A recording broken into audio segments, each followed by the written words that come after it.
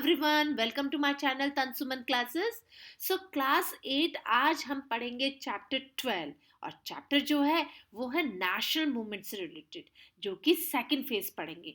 हमने इससे पहले वाले चैप्टर में पढ़ा था the national movement first phase, ठीक है, जिसका कि प्रथम चरण हम रीड कर चुके हैं। आज हम इस चैप्टर में पढ़ेंगे the national movement second phase. It means आज हम पढ़ने वाले हैं उस आज़ादी की लड़ाई के बारे में, उस आज़ादी के लिए संघर्ष करने वालों के लिए जिन्होंने आज हमें राहत की सांस दी है। इट मीन्स आज हम इंडिपेंडेंस कंट्री जो इंडिया है उसमें इजीली सरवाइव कर पा रहे हैं। हमारी फंडामेंटल ड्यूटीज़ है, हमारी फंडामेंटल राइट्स है। इट मीन्स आज जो हम आज़ादी की सांस ले रहे हैं उसके लिए कई लोगों ने अपने सेक्रीफाइस करी है लाइफ। तो सबसे पहले तो उन लोगों का रिस्पेक्ट करना चाहिए जिनकी बदौलत आज हम इजीली बैठे हैं अपने देश में, आज़ादी की सांस ले रहे हैं, ठीक है। तो in this video we will focus many many many movements, national movement जो हैं। और फर्स्ट जैसा कि हम बात करते हैं कि हम बहुत सारे रिफॉर्मर से बहुत कुछ सीखे। फिर हमने पढ़ेंगे कि मॉन्ट्यूंग चैम्सफोर्ड जो था उसके बारे में पढ़ेंगे, जलियांवाला बाग के बारे में पढ़ेंगे और नॉन कॉरपोरेशन मूवमेंट के बारे में पढ़ेंगे, और साथ ही साथ लास्ट में हम सिविल डिसओबीडियंस के बारे में पढ़ेंगे। तो इस चैप्टर में हमें बहुत कुछ सीखने के लिए मिलेगा और साथ ही साथ में 8 मार्क्स का क्वेश्चन इस चैप्टर से आता है, ठीक है। तो नेशनल मूवमेंट जो है उसमें हमने कैसे एंटर किया, ठीक है।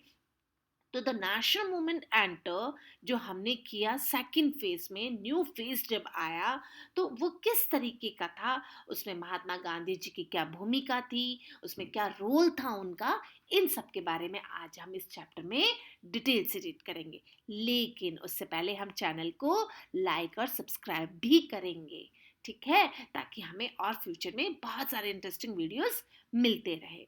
अब बात करते हैं हम चैप्टर की। तो चैप्टर की बात करते हैं तो इसमें है, शॉर्ट स्टार्ट में ही आपको दे रखा है कि किस तरीके से एक ठंडी रात है और वो है 7 जून 1893 की, जिसमें मोहनदास करमचंद गांधी जो है बहुत ही comfortable first class AC compartment में वो ट्रेन में बैठे हैं। लेकिन ऐसा हो नहीं पाता। क्यों नहीं हो पाता? बिकॉज जैसे ही टिकट चेकर आते हैं वो उनको टिकट चेक करने के लिए बोलते हैं। तो टिकट उनका चेक करते हैं तो वो बोलते हैं कि आपकी सीट है वो थर्ड क्लास में है, आपको वहां पे शिफ्ट होना पड़ेगा। बट गांधी जी जो होते हैं वो रीजन पूछते हैं कि भाई इसके पीछे what is the reason behind. तो वो बोलते हैं, बहुत ही अपशब्द बोलते हैं वो उनको, और बोलते हैं कि आपको फर्स्ट क्लास एसी में कोई राइट नहीं है ट्रैवल करने का। दैट मीन्स दोनों में आर्ग्यूमेंट होते हैं और वो रिफ्यूज कर देते हैं, और साथ ही साथ में पुलिस को बुलाते हैं और गांधी जी को स्टेशन पे उतार देते हैं, ठीक है। अब आप ये देखिए कि किस जैसे ही गांधी जी को उतार देते हैं, थ्रू आउट द ट्रेन कर देते हैं, वो पूरी रात ठंड में गांधी जी स्टेशन पे बैठते हैं और वो उस दिन डिसाइड करते हैं कि वो ब्रिटिश रूल को उखाड़ फेंकेंगे। और वो किस तरीके से, आप ये देखिए, जब गांधी जी को ट्रेन से धक्का लगा वही दिन हमारे लिए एक तरीके से गोपाल कृष्ण गोखले बोलते हैं कि अगर गांधी जी को धक्का नहीं दिया जाता, अगर रेलवे टिकट उनके पास में होता और उनको डिसऑनर नहीं किया जाता, तो आज एक बहुत बड़े जो नेता हैं, जो बहुत बड़े हमारे आज़ादी में सहयोग देने वाले नेता हैं, वो शायद हमें हासिल नहीं होते, वो हमें प्राप्त नहीं होते। तो ये कुछ ऐसा ही मोमेंट था कि एक नया फेस आया जिसमें कि महात्मा गांधी जी ने एंट्री ली, ठीक है। लेकिन बच्चों, आपको एक बात बताएं, सिर्फ गांधी जी के होने से ही आज़ादी नहीं मिली है, ये सोचना बहुत गलत होगा। क्यों? क्योंकि देखिए, गांधी जी सिर्फ अकेले ही काम नहीं किया है, उसके लिए बहुत सारे यंग बच्चों ने, बहुत सारे यंग लीडर्स ने अपनी लाइफ को सेक्रीफाइस किया है। इट मीन्स सिर्फ हम गांधी जी को ही सारा क्रेडिट नहीं दे सकते, इसमें उन सभी लीडर्स, उन सभी उन माओं के बच्चों को नमस्कार है, शत शत प्रणाम है, जिन्होंने अपनी जिंदगी की परवाह ना करते हुए अपने देश के बारे में सोचा, अपने उस देश के बारे में सोचा और उनको ब्रिटिशर से आज़ादी दिलाई, अपनी लाइफ सेक्रीफाइस करी उन्होंने। ठीक है, तो शुरू करते हैं हम महात्मा गांधी से कि महात्मा गांधी का जन्म जो है वो 2 अक्टूबर 1869 पोरबंदर गुजरात में हुआ। उन्होंने अपनी जो अर्ली एजुकेशन है वो इन्होंने इंडिया में ही ली। ठीक है, लेकिन हायर स्टडीज़ के लिए वो कहाँ चले गए? हायर स्टडीज़ के लिए वो इंग्लैंड चले गए। ठीक है, वहाँ पे उन्होंने अपनी पढ़ाई करी। दे आफ्टर साउथ अफ्रीका वो लॉ की प्रैक्टिस करने के लिए गए और फिर उन्होंने शुरू करा अगेंस्ट द इंडियन लिविंग है, और उन्होंने वो रूल शुरू, क्योंकि he fought against the operation of the white rulers, जो सफ़ेद लोग हैं, जो ब्रिटिशर्स हैं, उनके खिलाफ उन्होंने एक आंदोलन शुरू कर दिया। During this struggle he envelop the concept of satyagraha और non violent struggle against operations. उन्होंने सत्याग्रह का रास्ता अपनाया और साथ ही साथ अहिंसा का रास्ता अपनाया, सच्चाई का रास्ता अपनाया, सत्य का रास्ता अपनाया और नॉन वायलेंट अहिंसा का तरीका अपनाया। इसी रास्ते को अपनाते हुए वो गांधी जी 1915 में वापस इंडिया आए। जब इंडिया आए वो, तो he return to India in 1950 to understand the condition of the India in India. He travel across the country, और उन्होंने भारत देश में जगह जगह वो घूमे, किस लिए? लोगों की कंडीशंस को मालूम करने के लिए। और उन्होंने देखा कि बहुत ज़्यादा हालत ख़राब है और अचीव करना पड़ेगा, नेशनल स्ट्रगल चालू करना पड़ेगा, जिससे कि हम सोसाइटी को रिफॉर्म कर सकते हैं। और इसी रास्ते को अपनाने के लिए ही founded the Sabarmati Ashram near Ahmedabad and welcome people to all caste and religion to it. यानी उन्होंने हर धर्म हर जाति का स्वागत किया इस युद्ध को करने के लिए, इस रास्ते को अपनाया जिसमें कि वो ब्रिटिशर्स के खिलाफ खड़े हो सके। He also started national wide movement शुरू करा उन्होंने राष्ट्र में, जिसमें कि अनटचेबिलिटी था। ठीक है, तो उन्होंने अनटचेबल लोगों को हरिजन का नाम दिया, गॉड्स ऑफ चिल्ड्रन नाम दिया उन्होंने। किसने नाम दिया? इन्होंने, गांधी जी ने गॉड ऑफ चिल्ड्रन बोला। किसको? हरिजन्स को, अनटचेबल लोगों को। और यही करते हुए वो आगे बढ़े। स्मॉल इंडस्ट्रीज को उन्होंने काफी रास्ता दिखाया और साथ ही साथ खादी को बहुत ज्यादा पॉपुलर कर दिया। एक खादी जो है उसको बड़ा सिंबल दे दिया सेल्फ रिलायंस का। इट मीन्स आत्मनिर्भर बनाने के लिए लोगों के लिए बहुत सारा इन्होंने काम किया। With the popularise of khadi इन्होंने लोगों को आत्मनिर्भर बनाने की कोशिश करी।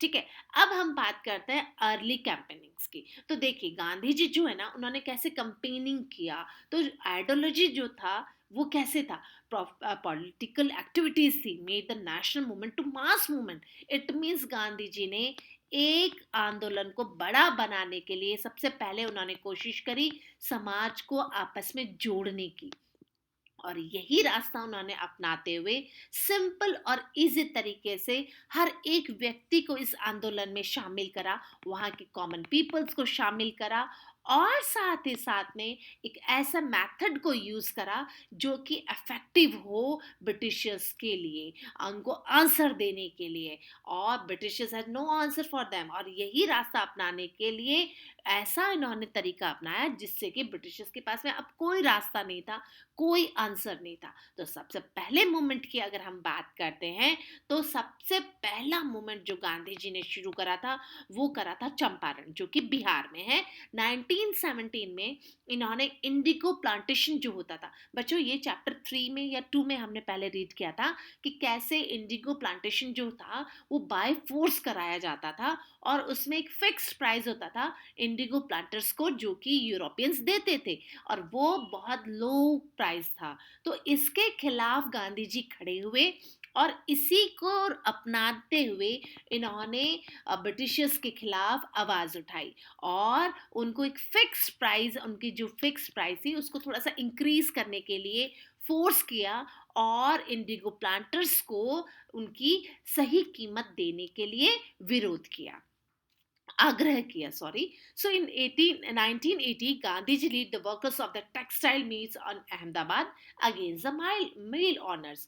और साथ ही साथ में 1918 में गांधी जी ने जो मिल में कपड़ा बनाया जाता था उनके खिलाफ भी आवाज उठाई अहमदाबाद में, क्योंकि टेक्सटाइल मिल्स में वर्कर्स को जो तनख्वाह थी वो काफी कम मिलती थी. ठीक है, तो ये तो बात हुई वेजेस की. अब गांधी जी जो है वो किस तरीके से फ्रीडम फाइटर बने, किस तरीके से उन्होंने एक्शन लिया अगेंस्ट द ब्रिटिशर्स.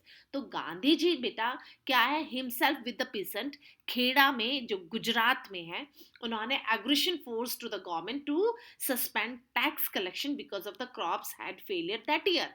खेड़ा एक ऐसी जगह है जो कि गुजरात में है, और वहां पे जब फसल खराब हो गई तो इन्होंने गवर्नमेंट को मना किया. किस चीज के लिए? टैक्स कलेक्शन के लिए. But in 1990 Gandhi ji had become the most popular leader in India. ऐसे ही धीरे धीरे करते 1919 में जो गांधी जी है वो बहुत ही फेमस लीडर बन गए. और due to the efforts of the common people, first time because of in national movement, numbers of mass movements were started under this leadership. हजारों लाखों लोगों ने गांधी जी का साथ दिया इस नेशनल मूवमेंट में, और फिर ये एक मास मूवमेंट बन गया. बहुत बड़ा, एक बहुत बड़ा मूवमेंट बन गया जिसमें कि मेन एक्टिविटीज क्या थी, यानी कुछ ऐसी इंडिकेट करती एक्टिविटीज जो कि भारत में मनवानी थी, और वो था पीसफुल डेमोन्स्ट्रेशंस. ठीक है, यानी अब हम शांति से उसका हम लोग विरोध कर सकते हैं, शांति से काम को संभाल भी सकते हैं. तो शांति वार्ता उन्होंने शांति से बात को सुलझाने का तरीका बताया. Boycott the courts and educational institution, इन्होंने एजुकेशनल इंस्टीट्यूशन है जो पढ़ाई के केंद्र हैं, और साथ ही साथ में कोर्ट जो है उसका बायकॉट किया, ताकि अंग्रेजों को ये सबक सीखने के लिए मिले. और इसके साथ ही साथ इन्होंने पीसफुल डिफेंस ऑफ लॉ, ठीक है, नॉन पेमेंट ऑफ टैक्सेस किया. साथ ही साथ में फॉरेन गुड्स जो थे ना, इनका भी बहिष्कार किया, और इनको खरीदने के लिए और बेचने के लिए भी मना किया. अब हम बात करते हैं कि किस तरीके से पीसफुली इन्होंने काम तो करने की कोशिश करी, लेकिन अब हम बात करते हैं मॉन्टेग्यू चेम्सफोर्ड सुधार. It means Montagu Chelmsford reforms जो है वो 1919 में आया, और ये फर्स्ट वर्ल्ड वॉर के बाद ही आया इन 1919, क्योंकि फर्स्ट वर्ल्ड वॉर 1918 में खत्म हो चुकी थी. So the after the first world war the government pass the Indian government act, और एक एक्ट लाया गया 1919 में, जिसमें क्या था, जिसमें मॉन्टेग्यू चाम्सफोर्ड रिफॉर्म्स का नाम दिया गया. और इसमें क्या था, central legislative council has made bicameral और बाइकरामन, और साथ ही साथ में it would consist of 2 houses. देखिए, बायक्रैमल जो होती है ना, इसमें क्या था कि इसमें इस तरीके से काम करवाया गया कि इंपीरियल लेजिस्लेटिव असेंबली और साथ ही साथ काउंसिल ऑफ स्टेट दोनों को क्या कर दिया, केंद्र और राज्य सरकार के अलग अलग हिस्से कर दिए गए. ठीक है, ऊपरी सदन जो है उसको अलग कर दिया गया, और ऊपरी सदन के जो हमारे कानून जो बनाए जाते हैं उनमें सदनों का विभाजन कर दिया गया. 5 साल इसका कार्यकाल कर दिया गया. तो गवर्नर जनरल की कार्यकारिणी में जो भारतीय सदस्य होते थे उनकी भी नियुक्ति हुई, जो कि 8 में से 3 थे, और प्रांतों के दोहरे शासन को भी लागू कर दिया गया. ठीक है, तो आज हम देखेंगे कि इलेक्टेड मेंबर्स जो थे, मेजोरिटी जो थी हाउसेस में, वो भी क्या करा, non significant change was made in the power of these houses. यानी 2 हाउसेस जो इलेक्टेड होते थे, अपर हाउस और लोअर हाउस जो होते थे, उनकी भी क्या करा, मेजोरिटी जो थी ना वो इलेक्टेड मेंबर्स के पास में ही होगी. यानी अब इन्होंने ऐसा कर दिया कि जो ऊपरी सदन के जो लोग हैं वो 60 सदस्य थे, जिनका 5 साल के लिए कार्यकाल था. सांप्रदायिक निर्वाचन का विस्तार कर दिया गया, और साथ ही साथ में द सिस्टम ऑफ डाइक्री, यानी डाइक्री जो है दी शासन, इट मींस डाइक्री का मतलब होता है ड्यूल गवर्नमेंट. ठीक है, तो ड्यूअल गवर्नमेंट को भी इन्होंने लागू कर दिया। और यहाँ पे ये देखिए बाइक्रमिनल भी इन्होंने लागू कर दिया था। दैट मीन्स यहाँ पे इंट्रोड्यूस करा गया प्रोविजंस में, प्रांतों में इसको लागू करा गया। तो इससे प्रांतों में लागू करने से क्या हुआ, the state subjects were divided into two. अब जो स्टेट के जो भी काम हैं, जो भी सब्जेक्ट हैं, वो दो भागों में विभाजित कर दिए गए। एक तो था रिजर्व और एक था ट्रांसफर्ड। ठीक है, रिजर्व यानी आरक्षित और ट्रांसफर्ड यानी हस्तांतरित। तो सब्जेक्ट लाइक फाइनेंस है, पुलिस है, वो तो ब्रिटिशर्स ने जो इम्पोर्टेंट थे ना वो अपने पास रख लिए, put into the reserve list, है ना, रिजर्व लिस्ट के अंदर रख लिए। And they were the under the control of governor and his council subjects like education और जो हमारे सुधार जो थे, है ना, पब्लिक हेल्थ है, ये सब किसके अंडर में कर दिए, which is the British considered less important.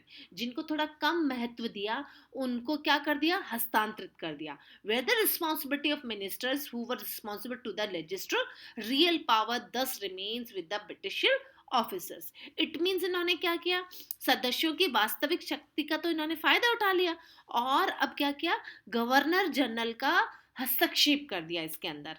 और गवर्नर जनरल का जब हस्तक्षेप करा इन्होंने, तो कम महत्व वाले विषय को तो हस्तांतरित कर दिया, और पब्लिक हेल्थ एजुकेशन है उस पर कोई भी ध्यान नहीं दिया गया। So the act disappointed the Indians, यही एक्ट इंडियंस को डिसअपॉइंटेड किया, लोगों को अच्छा नहीं लगा, लोगों को ये पसंद नहीं आया। इसकी वजह से क्या हुआ, इन मार्च 1990 the government pass the Rowlatt act. और इसी को प्रोटेस्ट करने के लिए इस एक्ट को, कौन सा एक्ट, जो कि 1919 में लाया गया था, मॉन्टेग्यू चेम्सफोर्ड जो सुधार रिफॉर्म जो थे उसका अगेंस्ट खड़े हुए, उसके प्रोटेस्ट करा and broke out all over the country. And march निकाली गई 1919 में, जो कि रॉलेट एक्ट को पास करा गया था। अब आप कहेंगे कि मैम ये रॉलेट एक्ट वाला कैसा था, देखिए, under the government could arrest anyone without a warrant, यानी रॉलेट एक्ट के तहत आप किसी को भी विदाउट वारंट आप गिरफ्तार कर सकते हैं। और the further public anger led the mass demonstration, a countrywide protest against the 6 अप्रैल 1990, और नेशनल ह्यूमिलेशन डे के नाम से भी इसको जाना जाता है। इट मीन्स 6 अप्रैल को जो शोषण दिवस है उसके नाम पे जाना जाता है। अब देखिए क्या परिणाम हुए थे। मार्च 1919 में गवर्नमेंट ने एक रॉलेट एक्ट पास किया, जिसके तहत बिना वारंट के गिरफ्तार करके आप किसी को भी जेल में डाल सकते हैं। अब इसका विरोध हुआ 6 अप्रैल 1919 को, और जब विरोध हुआ तो नेशनल ह्यूमिलेशन डे मनाया गया 6 अप्रैल। लेकिन 10 अप्रैल 1919 को दो नेशनल लीडर थे, और वो लीडर थे डॉक्टर सफुद्दीन किचौला और डॉक्टर सत्यपाल। ठीक है, इनको अरेस्ट कर लिया गया। कब इनको अरेस्ट करा गया, 10 अप्रैल 1919 को पंजाब से। और 13th देन आफ्टर 10th के बाद 13th अप्रैल को लोगों ने बैसाखी जो होता है पंजाबियों का जो बहुत बड़ा फेस्टिवल है, उस दिन लोगों ने जलियांवाले बाग जो जगह है अमृतसर में, वहां पे अंग्रेजों के खिलाफ शांतिपूर्वक लोगों ने पार्क में इकट्ठा होने के लिए वहां पे इकट्ठे हुए अगेंस्ट दीज अरेस्ट। कौन से अरेस्ट, जो कि ब्रिटिशर्स ने किए थे इन दो लीडर्स के, नेशनल लीडर्स के, जिसकी वजह से लोग वहां पे इकट्ठे हुए। अब जो बच्चे हैं, औरतें हैं, महिलाएं हैं, पुरुष हैं, जब इन्होंने पीसफुली एक जगह इकट्ठे हुए, लेकिन जनरल डायर, जो कि बहुत ही गलत माना जाता है उसकी नीति को, कि कैसे जनरल डायर आए और उन्होंने ओपन फायर का आदेश दे दिया पार्क में, जहां पे कि सोल्जर्स ने ब्लॉक कर दिया रास्ता, पार्क का एंट्रेंस गेट बंद कर दिया गया, लोग उसी पार्क के अंदर रह गए और लोग बाहर नहीं निकल पाए, और 10 मिनट तक लगातार ओपन फायर का आदेश दे दिया गया। जैसे ही क्या हुआ, हजारों आदमी, व्यक्ति जो है वो किल्ड हो गए, and thousands were critically bounded, और लोगों को जीवन से हाथ धोना पड़ा। तो ये जो मास केयर जो हुआ था ना, ये जो बहुत बड़ी जो घटना हुई थी, इसने पूरी एंटायर कंट्री को हिला के रख दिया, और अब पूरा देश इसको प्रोटेस्ट करने लग गया, इसके खिलाफ खड़ा हो गया। नेशनल लीडर्स जो थे वो इकट्ठा हुए, और रविंद्रनाथ टैगोर है, इन्होंने तो इसको किंग नाइटहुड का नाम दे दिया। ठीक है, तो गवर्नमेंट ने क्या किया, government declared that the martial law in Punjab, और अब गवर्नमेंट ने एक नया लॉ लेकर आ गई, people were tortured and newspaper was band, और यहाँ पे डिक्लेयर कर दिया गया, न्यूज़पेपर्स को बंद कर दिया गया, और साथ ही साथ में लोगों के लिए न्यूज़पेपर जो है, और साथ ही साथ में जो लोगों को टॉर्चर करा गया। सो however this strengthen people determination the fight against operation, और लोग इनके खिलाफ खड़े हो गए।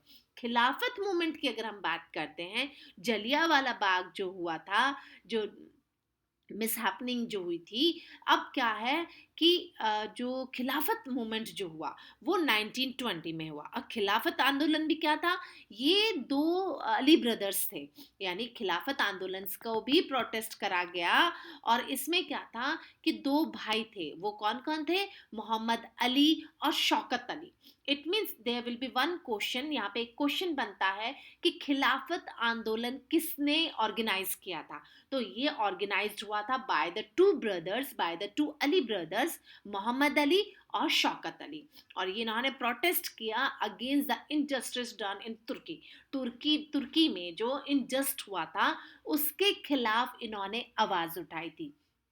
इट मीन्स यहाँ पे फर्स्ट वर्ल्ड वॉर में Turkey was an important to the Indian Muslims. तुर्की जो है वो इंडियन मुस्लिम्स के लिए हमेशा से ही इम्पॉर्टेंट रहा है। यहाँ के जो खलीफा हैं वो हेड होते हैं मुस्लिम्स के, तो थ्रू आउट द वर्ल्ड जो खलीफा थे वो मुस्लिम्स के जो लीडर थे, तो Khilafat leaders were put pressure to the British government to give better treatment to तुर्की।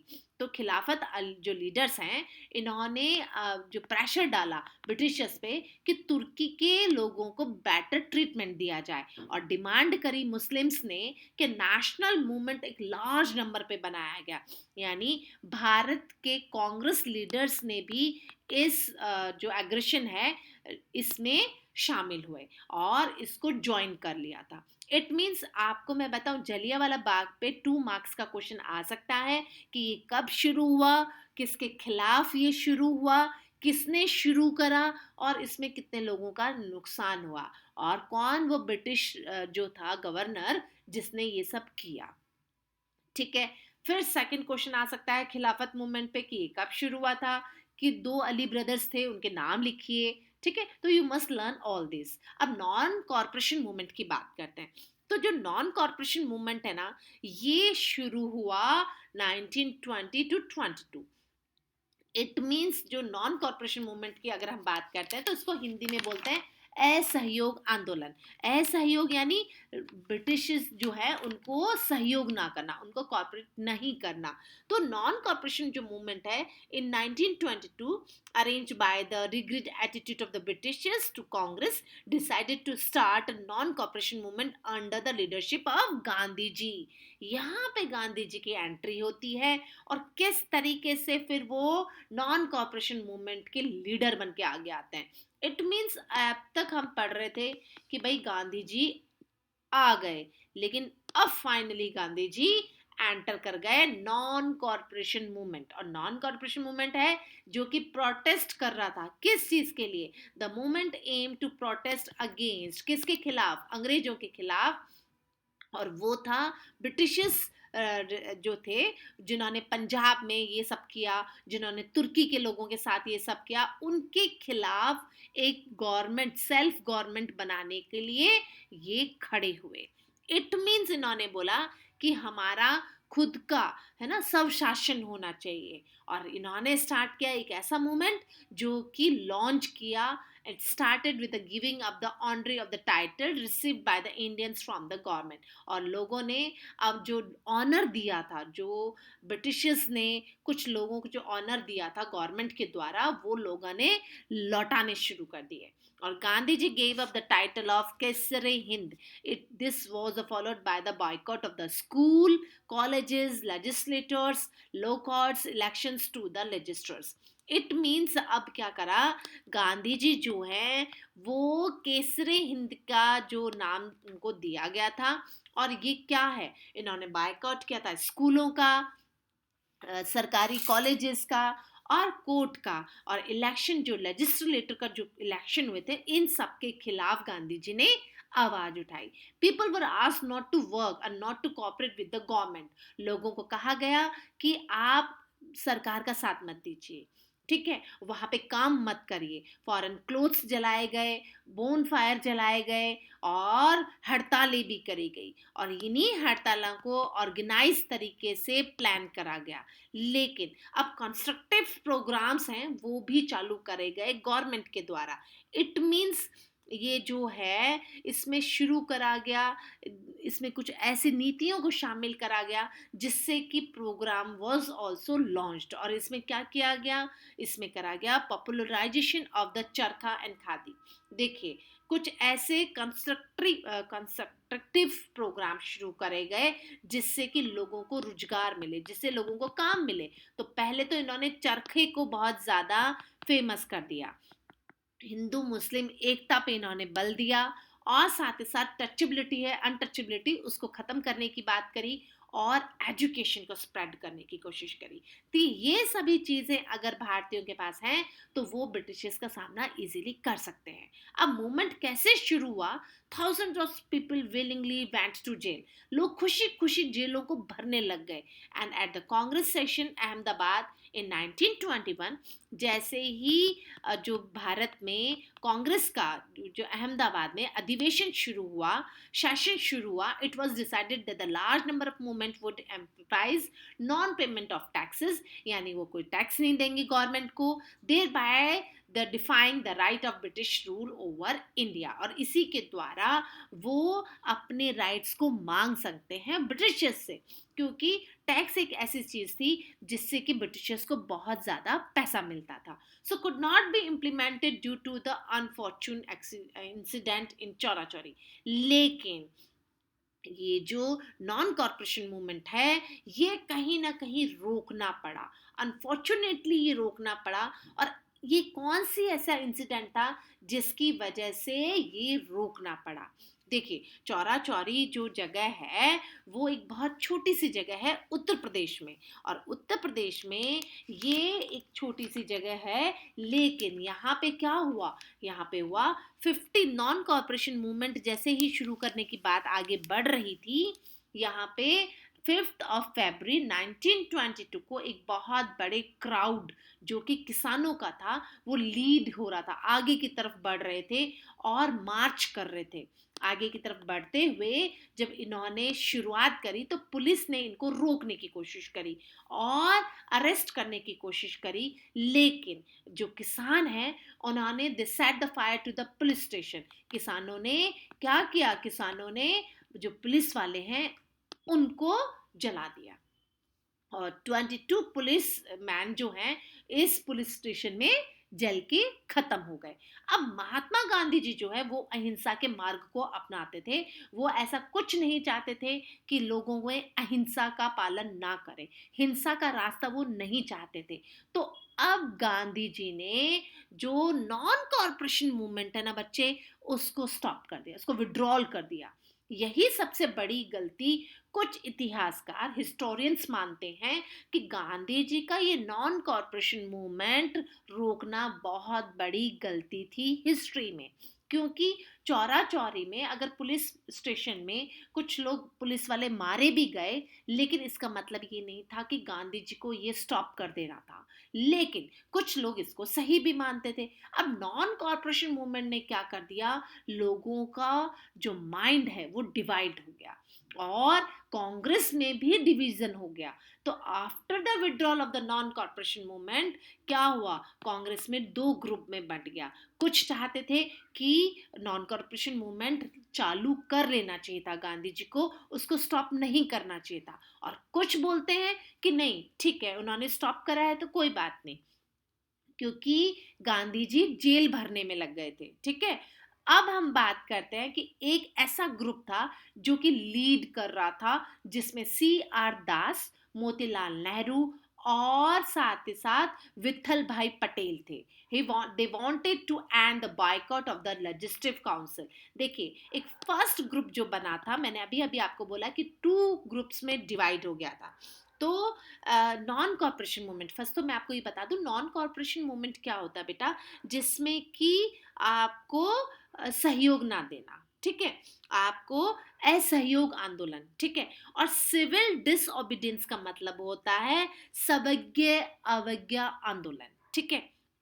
दोनों अलग अलग चीज है. तो किस तरीके से असहयोग आंदोलन से असविज्ञ आंदोलन की तरफ हम बढ़े, तो देखिए, 2 ग्रुप में जब कांग्रेस बंट गई, तो एक ग्रुप था जो कि था स्व शासन चाहता था, स्वयं के द्वारा शासन चाहता था, ठीक है. और उसमें लीडर थे मोतीलाल नेहरू, विठल भाई पटेल और CR दास, ठीक है. तो ये सब क्या लीडर्स थे, इनको ऐसा लगता था if the Congress continued the boycott of the election, people who were loyal to the British. देखिए, जो लेजिस्लेटिव का, अच्छा, लेजिस्लेटिव काउंसिल क्या होती है, कि लेजिस्लेटिव काउंसिल एक ऐसी वो होता है जिसमें कि सरकार के द्वारा कानून बनाए जाते हैं और उन कानूनों की पालना करी जाती है, ठीक है.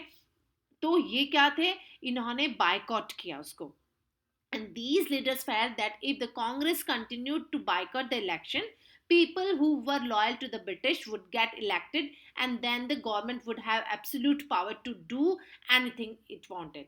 अगर उन्होंने बोला कि अगर हम इसका लगातार, अगर हम इसके लिए जो वोट है उसका अगर हम लगातार मना करते हैं, तो सरकार क्या करेगी, ब्रिटिशर्स उन लोगों को इलेक्ट हो जाएंगे जो कि एब्सोल्यूट पावर हो जाएगी उनमें. और एब्सोल्यूट पावर होने की वजह से क्या होगा, वो अपनी कोई भी बात को मनवा लेंगे. So they wanted the Congress to take part in the election.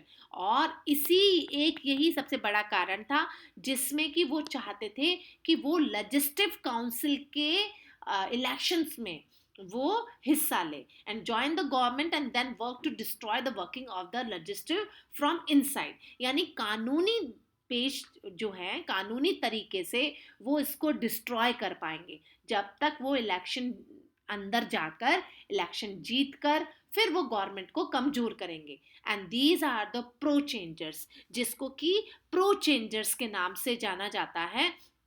It means self-session or wanted to enter the legislatures and then make it impossible for the government to function by the opposing all policies. ये मानते थे कि हम government के सारी policies को खत्म कर सकते हैं जब हम लेजिस्लेटर्स के चुनाव के अंदर हिस्सा लेंगे. लेकिन अब दूसरा भी एक ग्रुप था जो विधान परिषदों का बहिष्कार करता था, और विधान परिषद का बहिष्कार करके ये नो चेंजर्स कहलाए. नो चेंजर्स दैट मीन्स इन्होंने अपोज किया टू ज्वाइन द काउंसिल, ठीक है, उस काउंसिल को ये ज्वाइन नहीं करना चाहते थे.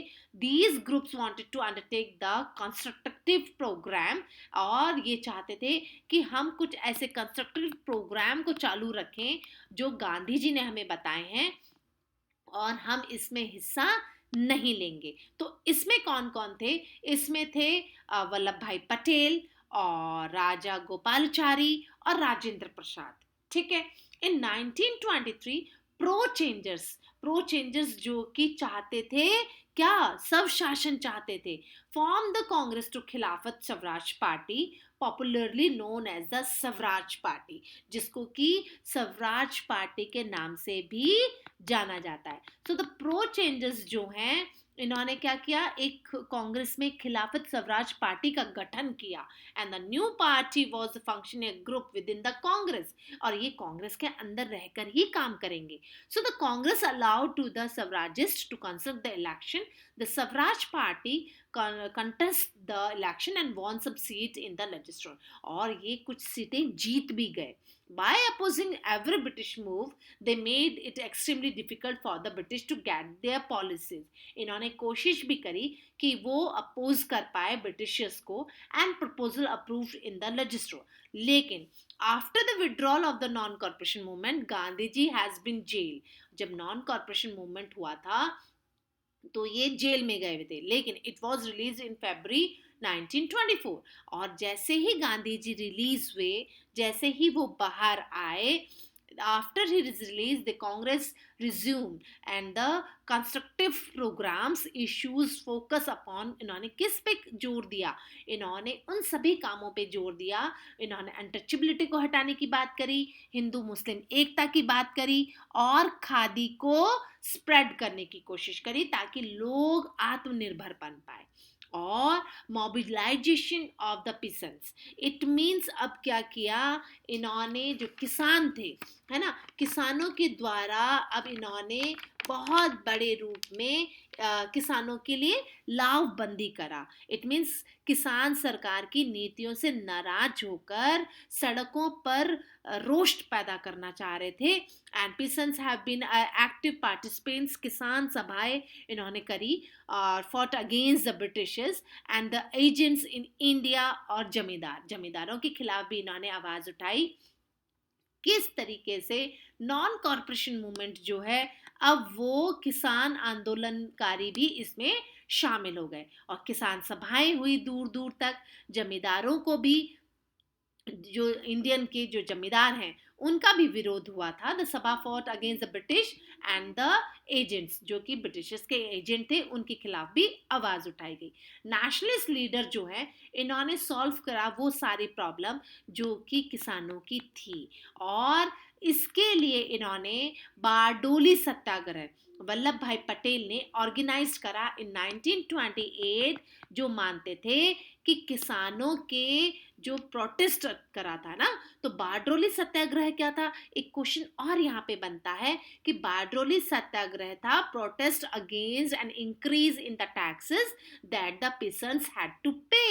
इट मींस बारडोली सत्याग्रह में वो सब चीजें थी जो कि किसानों को कहीं ना कहीं मजबूर करती थी बहुत ज्यादा टैक्स देने के लिए। तो Gandhi ji was also very closely associated with the causes of the patients, और गांधी जी ने भी इनका साथ दिया। इस नेतृत्व में वल्लभ भाई पटेल जो है, उनका द्वारा ये शुरू करा गया था, क्योंकि किसानों के जो टैक्स है ना बच्चे, वो 22% तक बढ़ोतरी कर दी गई थी। सो दैट्स वाई इन्होंने बारडोली सत्याग्रह को शुरू करा।